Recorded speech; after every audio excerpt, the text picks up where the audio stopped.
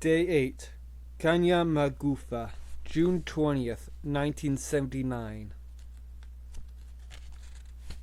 1. Descent. Everyone slept late on the morning of June 20th. They had a leisurely breakfast, taking the time to cook a hot meal. They relaxed in the sun and played with Amy, who was delighted by this unexpected attention. It was past 10 o'clock before they started down Mukenko to the jungle.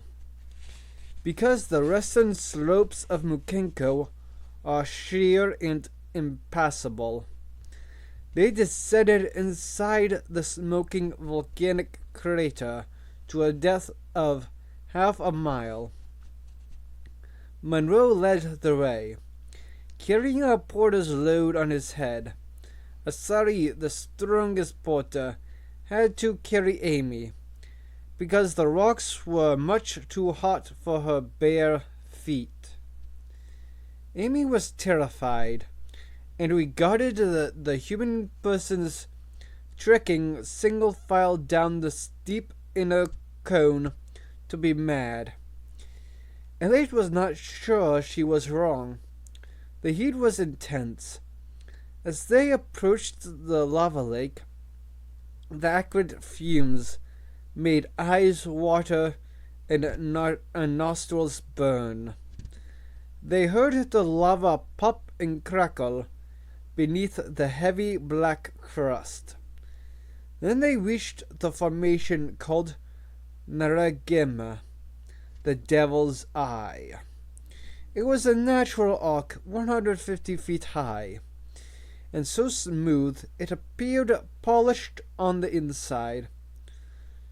Through this arc a fresh breeze blew, and they saw the green jungle below.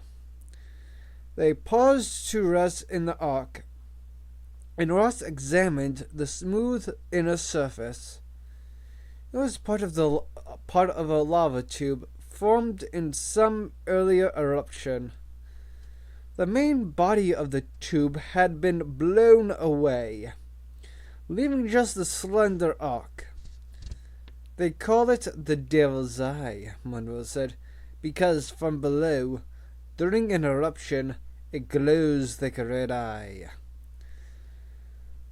From the Devil's Eye, they descended rapidly through an alpine zone, and from there across the unworldly, jagged terrain of a recent lava flow. Here they encountered black craters of scorched earth, some as deep as 5 or 6 feet. Monroe's first thought was that the Zaire army had used this field for mortar practice. But on closer examination, they saw a scorched pattern etched into the rock, extending like tentacles outward from the craters. Monroe had never seen anything like it. Ross immediately set up her antenna, hooked in the computer, and got in touch with Houston. She seemed very excited. The party rested while she reviewed the data on the little screen. Monroe said, "What are you asking them?" "The date of the last Mukenko eruption and the local weather. It was in March. Do you know somebody named Siemens?" "Yes," Elliot said.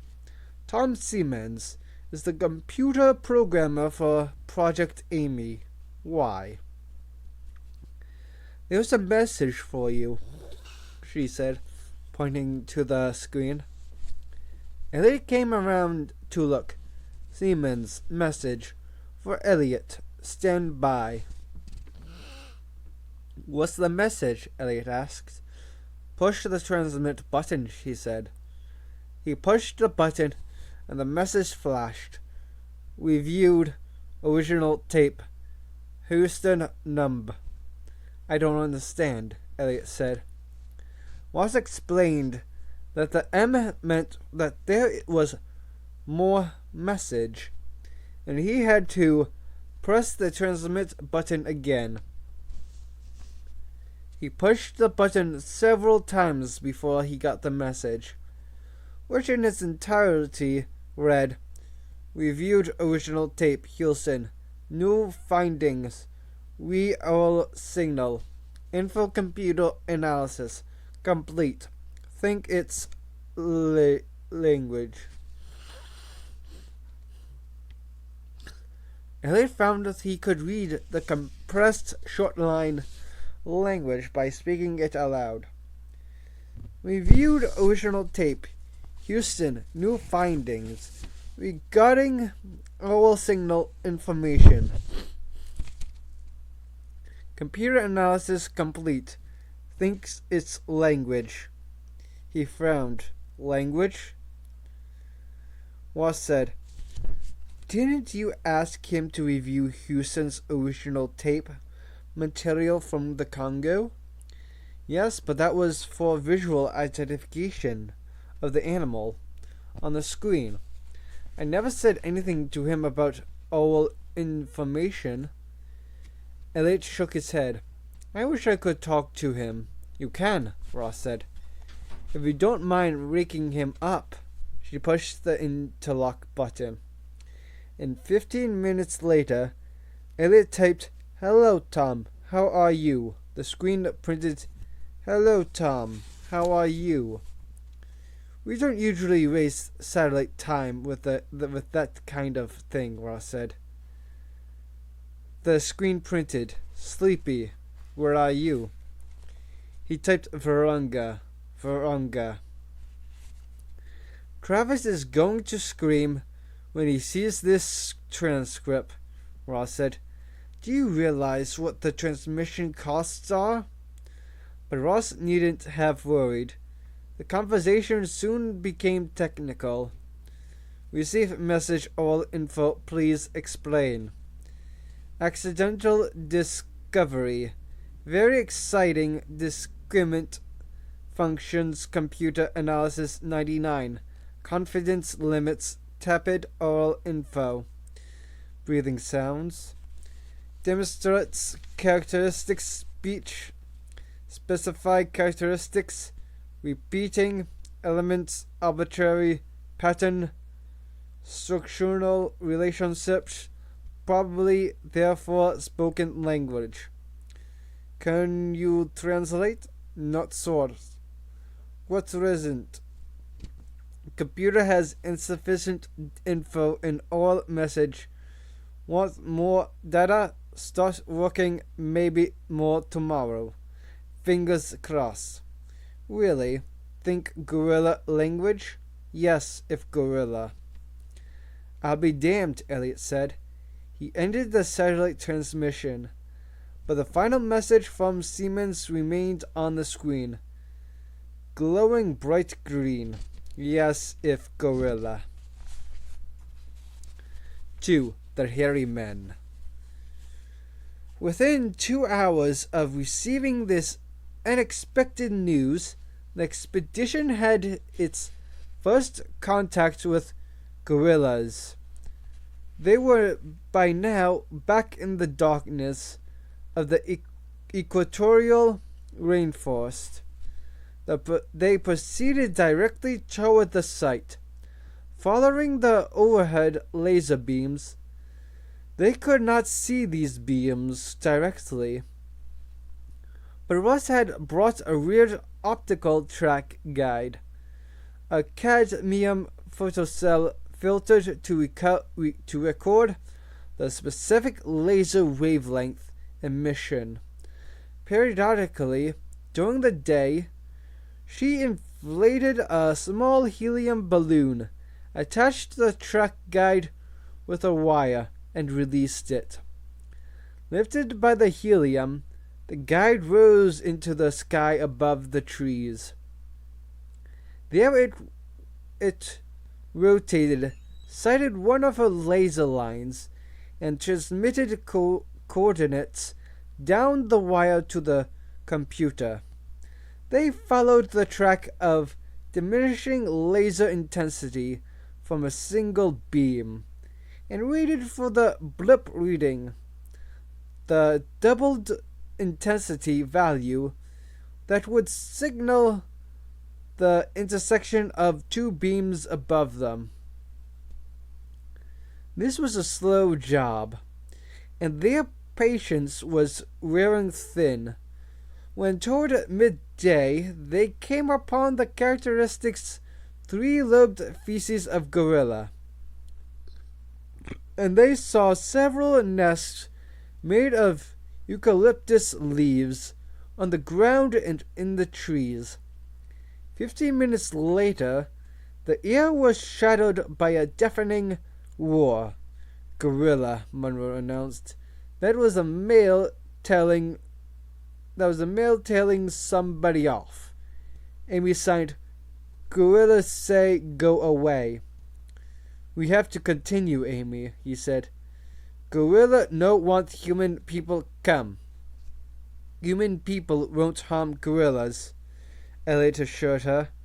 But Amy just looked blank at this and shook her head, as if Elliot had missed the point. Days later, he realized that he had indeed missed the point. Amy was not telling him that the gorillas were afraid of being harmed by people. She was saying that the gorillas were afraid that the people would be harmed by gorillas. They had progressed halfway across a small jungle clearing when the large silverback male reared above the foliage and bellowed at them. Elliot was leading the group because Monroe had gone back to help one of the porters with his pack. He saw 6 animals at the edge of the clearing, dark black shapes against the green, watching the human intruders. Several of the females cocked their heads and compressed their lips in a kind of disapproval. The dominant male roared again. He was a large male with silver hair down his back. His massive head stood more than 6 feet above the ground, and his barreled chest indicated that he weighed more than 400 pounds. Seeing him, Elliot understood why the first explorers to the Congo had believed gorillas to be hairy men, for this magnificent creature looked like a gigantic man, both in size and shape. At Elliot's back, Ross whispered, "What do we do?" "Stay behind me," Elliot said, "and don't move." The silverback male dropped to all fours briefly and began a soft ho-ho-ho sound, which grew more intense as he leapt to his feet again. Grabbing handfuls of grass as he did so, he threw the grass in the air, and then beat his chest with flat palms, making a hollow, thumping sound. "Oh no," Ross said. The chest beating lasted 5 seconds, and then the male dropped to all fours again. He ran sideways across the grass, slapping the foliage and making as much noise as possible to frighten the intruders off. Finally he began the ho-ho-ho sound once more. The male stared at Elliot, expecting that this display would send him running. When it did not, the male leapt to his feet, pounded his chest, and roared with even greater fury. And then he charged.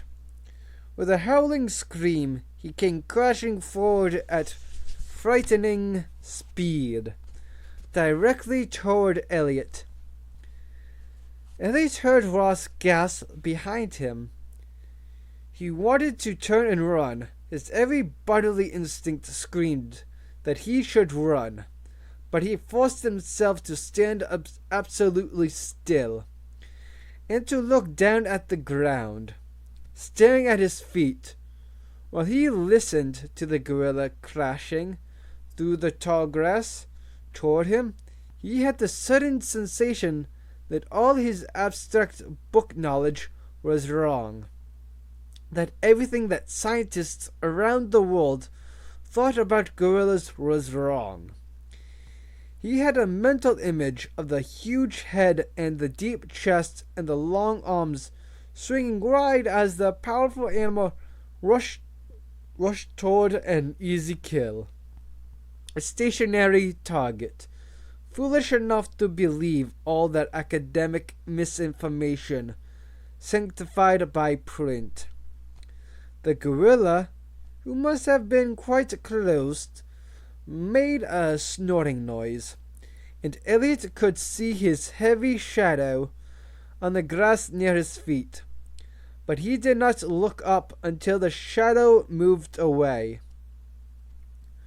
When Elliot raised his head, he saw the male gorilla retreating backward toward the far edge of the clearing.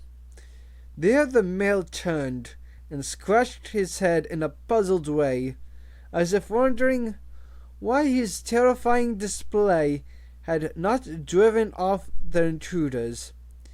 He slapped the ground a final time, and then he and the rest of the troop melted away into the tall grass. It was silent in the clearing until Ross collapsed into Elliot's arms. "Well," Monroe said as he came up, "it seems you know a thing or two about gorillas after all." Monroe patted Ross's arm. "It's all right. They don't do anything unless you run away. Then they bite you on the ass. That's the mark for cowardice in these regions, because it means you ran away." Ross was sobbing quietly, and Elliot discovered that his own knees were shaky. He went to sit down. It had all happened so fast that it was a few moments before he realized that these gorillas had behaved in exactly the textbook manner, which included not making any verbalizations, even remotely like speech. 3. The consortium. An hour later, they had found the wreckage of the C-130 transport. The largest airplane in the world appeared in correct scale as it lay half buried in the jungle. The gigantic nose crushed against equally gigantic trees. The enormous tail section twisted toward the ground. The massive rings buckled, casting shadows on the jungle floor. Through the shattered cockpit windshield, they saw the body of the pilot, covered with black flies. The flies buzzed and thumped against the glass as they peered in, moving aft. They tried to look into the fuselage windows, but even on crumpled landing gear, the body of the plane stood too high above the jungle floor. Gahiga managed to climb an overturned tree, and from there moved onto one ring and looked into the interior. "No people," he said. "Supplies? Yes, many supplies. Boxes and containers." Monroe left the others, walking beneath the crushed tail section to examine the far side of the plane. The port ring, concealed from their view, was blackened and shattered. The engines gone. That explained why the plane crashed. The last FDA missile had found its target, blowing away most of the port ring. Yet the wreck remained oddly mysterious to Monroe. Something about its appearance was wrong. He looked along the length of the fuselage. from the crushed nose down the line of windows, past the stump of rings, past the rear exit doors. "I'll be damned," Monroe said softly. He hurried back to the others, who were sitting on one of the tires. In the shadow of the starboard ring, the tire was so enormous that Ross could sit on it and swing her feet in the air without touching the ground. "Well," Ross said, with barely a concealed satisfaction, "they didn't get their damn supplies." "No," Monroe said, "and we saw this plane the night before last, which means it's been down at least 36 hours. Monroe waited for Ross to figure it out. 36 hours? That's right, 36 hours. And they never came back to get their supplies? They didn't even try to get them," Monroe said. "Look at the main cargo doors, fore and aft. No one has tried to open them. I wonder why they never came back." In a section of dense jungle, the ground underfoot crunched and crackled. Pushing aside the palm fronds, they saw a carpeting of shattered white bones. "Kanyamagufa," Monroe said. "The place of bones." He glanced quickly at the porters to see what their reaction was, but they showed only puzzlement, no fear. They were East African Kikyu, and they had none of the superstitions of the tribes that bordered the rainforest. Amy lifted her feet from the sharp bleached fragments. She signed, "Ground hurt." Elliot signed, "What place this?" "We come, bad place." "What bad place?" Amy had no reply. "These are bones," Ross said, staring down at the ground. "That's right," Monroe said quickly. "But they're not human bones, are they, Elliot?" Elliot was also looking at the ground. He saw bleached skeletal remains from several species, although he could not immediately identify any of them. "Elliot, not human?" "They don't look human," Elliot agreed, staring at the ground. The first thing he noticed was that the majority of the bones came from distinctly small animals, birds, monkeys, and tiny forest rodents. Other small pieces were actually fragments from larger animals, but how large was hard to say. Perhaps larger monkeys? But there weren't any larger monkeys in the rainforest. Chimpanzees? There were no chimps in this part of the Congo. Perhaps they might be gorillas. He saw one fragment from a cranium with heavy frontal sinuses, and he saw the beginning of the characteristic sagittal crest. "Elliot," Monroe said, his voice tense, insistent. "Non-human. Definitely non-human," Elliot said, staring. "What could shatter a gorilla skull? It must have happened after death," he decided. A gorilla had died, and after many years, the bleached skeleton had been crushed in some fashion. Certainly it could not have happened during life. "Not human," Monroe said, looking at the ground. Hell of a lot of bones, but nothing human." As he walked past, Elliot, he gave him a look. "Keep your mouth shut. Kahiga and his men know that you are expert in these matters," Monroe said, looking at him steadily. What had Monroe seen? Certainly he had been around enough death to know a human skeleton when he saw one. Elliot's glance fell on a curved bone. It looked a bit like a turkey wishbone, only much larger and broader, and white with age. He picked it up. It was a fragment of the zygomatic arc from a human skull, a cheekbone from beneath the eye. He turned the fragment in his hands. He looked back at the jungle floor, and the creepers that spread, reaching tentacles over the white carpet of bones. He saw many very fragile bones, some so thin that they were translucent. Bones that he assumed had come from small animals. Now he was not sure. A question from graduate school returned to him. What 7 bones composed the orbit of the human eye? Elliot tried to remember. The zygoma, the nasal, the inferior orbital, the sphenoid, that was 4. The ethmoid, 5. Something must come from beneath, from the mouth, the palatine, 6.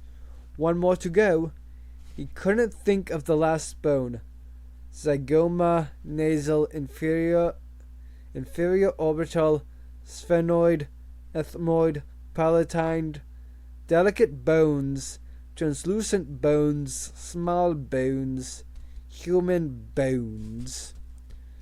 At least these aren't human bones, Ross said. No, Elliot agreed. He glanced at Amy. Amy signed, "People die here." What did she say? She said people don't benefit from the air here. Let's push on, Monroe said. Monroe led him a little distance ahead of the others. Well done, he said. Have to be careful about the Kikuyu. Don't want to panic them. What do your monkey say? She said people died there. That's more than the others know, Monroe said, nodding grimly, although they suspect.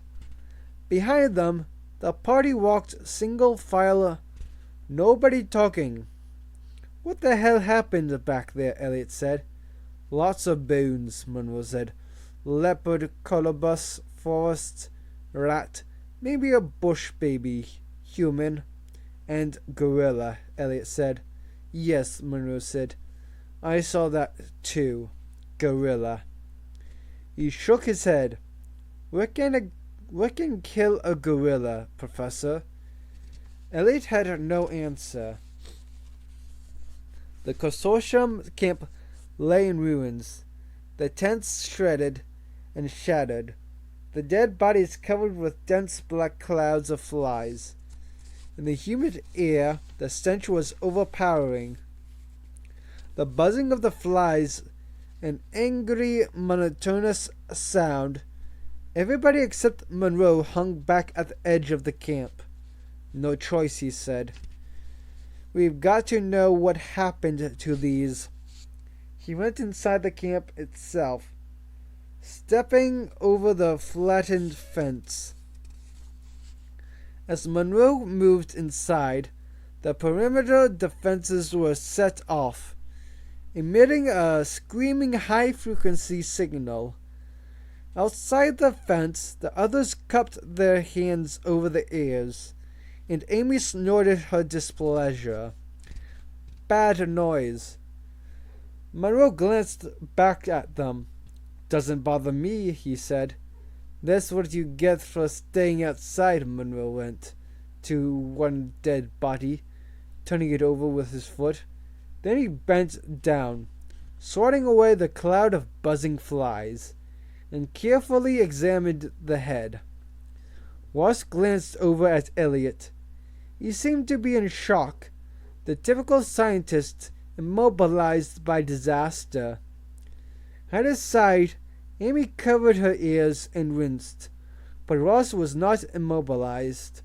She took a deep breath and crossed the perimeter.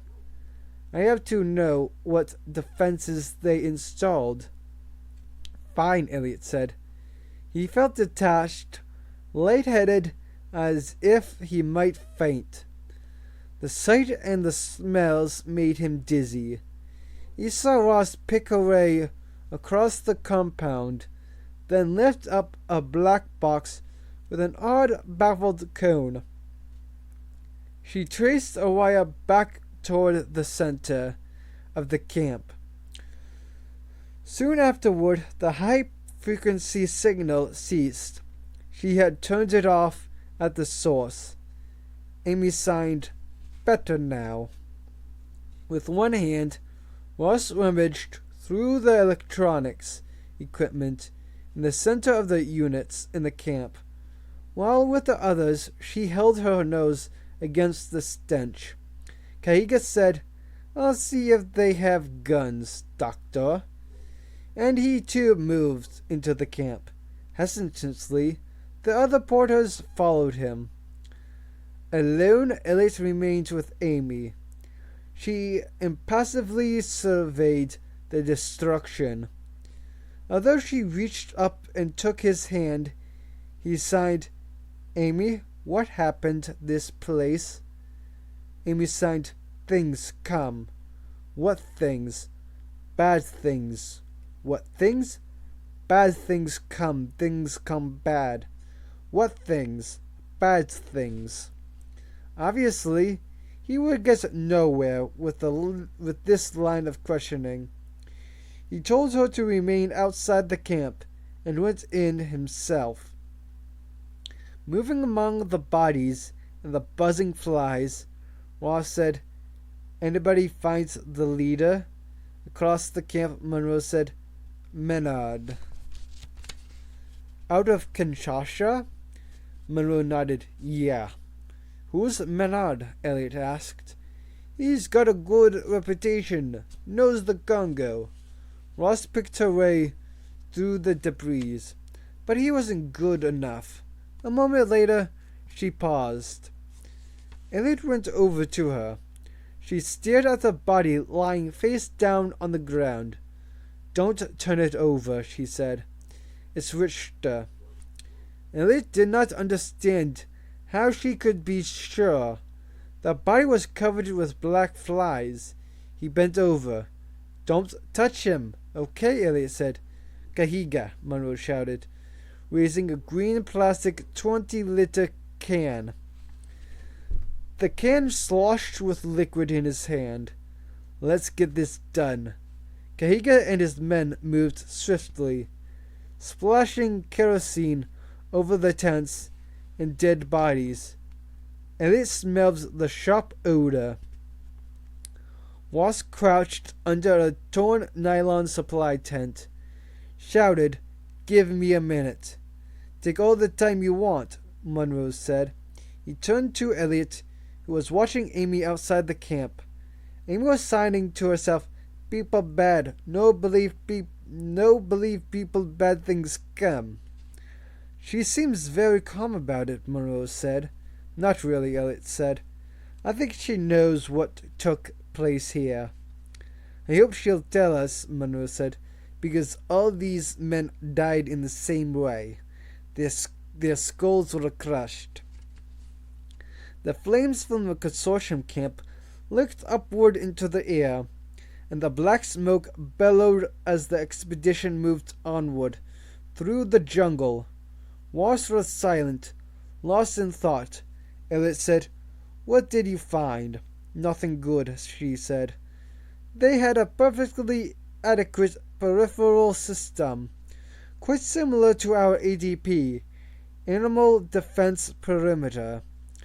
Those cones I found are audio sensing units, and when they pick up a signal, they emit an ultra-high frequency signal that is very painful to auditory systems. Doesn't work for reptiles, but is damn effective on mammalian systems. Send a wolf or a leopard running for the hills." "But it didn't work here," Elliot said. "No," Ross said. "And it didn't bother Amy very much." Elliot said, "What does it do to human auditory systems?" "You felt it? It's annoying. but that's all. She glanced at Elliot. But there aren't any human beings in this part of the Congo except us.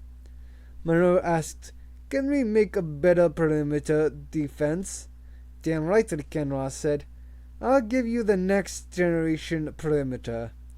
It'll stop anything except elephants and rhinos." But she didn't sound convinced.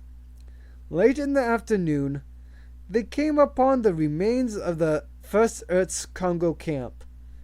They nearly missed it, for during the intervening 8 days the jungle vines and creepers had already begun to grow back over it, obliterating all traces. There was not much left. A few shreds of orange nylon, a dented aluminum cooking pan, the crushed tripod, and a broken video camera. Its green circuit boards scattered across the ground. They found no bodies, and since the light was fading, they pressed on. Amy was distinctly agitated. She sighed, "No go." Peter Elliot paid no attention. "Bad place, old place, no go." "We go, Amy," he said. 15 minutes later, they came to a break in the overhanging trees. Looking up, they saw the dark cone of Mukenko rising above the forest, and the faint cross-green beams of the lasers glinted in the humid air. And directly beneath the beams were the moss-covered stone blocks, half concealed in jungle foliage, of the lost city of Zinj. Elliot turned to look at Amy. Amy was gone. 4. Weird. He could not believe it. At first, he thought she was just punishing him, wanting off to make him sorry for shooting the dart at her on the river. He explained to Monroe and Ross that she was capable of such things, and they spent the next half hour wandering through the jungle, calling her name. But there was no response, just the eternal silence of the rainforest. The half hour became an hour, then almost 2 hours. Elliot was panic-stricken. When she still did not emerge from the foliage, another possibility had to be considered. Maybe she ran off with the last group of gorillas, Monroe said. "Impossible," Elliot said. "She's 7. She's near maturity." Monroe shrugged.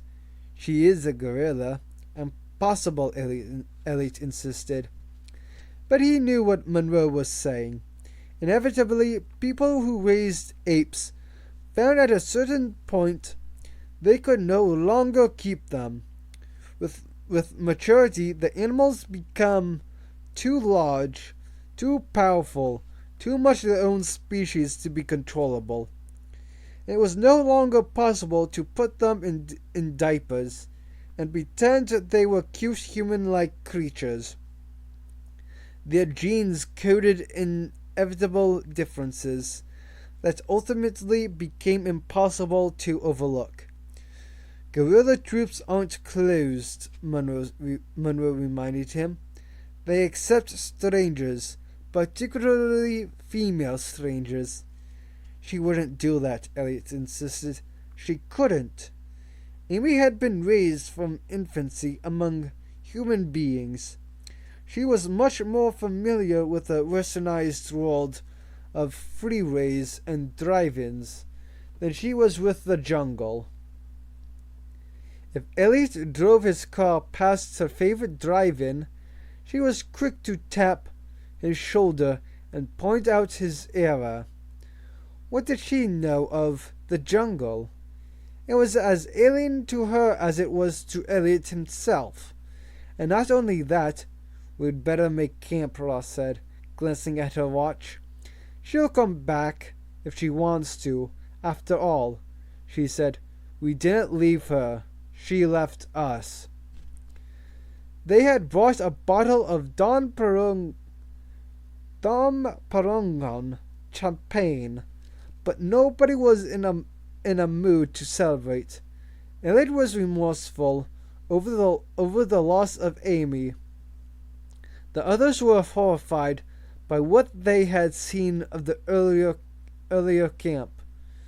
With night rapidly falling, there was much to do to set up the Earth system known as READ, Wilderness Environment Intruder Response Defenses. The exotic READ technology recognized the fact that perimeter defense was traditional throughout the history of Congo exploration. More than a century before, Stanley observes that no camp is to be considered complete until it is fenced around by bush or trees. In the years since, there was little reason to alter the essential nature of that instruction, but defensive technology had changed, and the READ system incorporated all the latest innovations. Kahiga and his men inflated the silvered mylar tents, arranging them close together. Ross directed the placement of the tubular infrared night lights on telescoping tripods. These were positioned shining outward around the camp. Next, the perimeter fence was installed. This was a light-weight metalloid mesh, more like cloth than wire.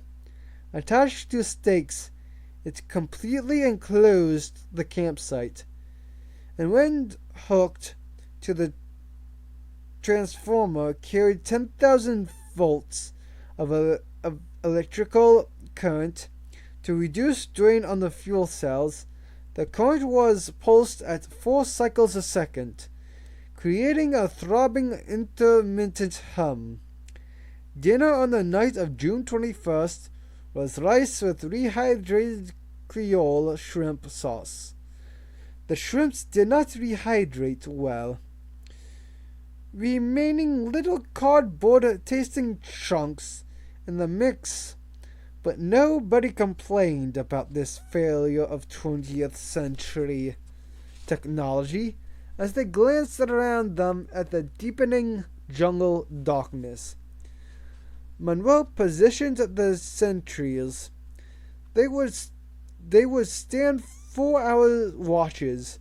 Monroe announced that he, Kahiga, and Elliot would take the first watch. With night goggles in place, the sentries looked like mysterious grasshoppers peering out at the jungle. The night goggles intensified ambient light and overlaid this on the pre-existing imagery, rimming it in ghostly green. Elliot found the goggles heavy, and the electronic view through them difficult to adjust to. He pulled them off after several minutes and was astonished to see that the jungle was inky black around him. He put them back on hastily. The night passed quietly without incident.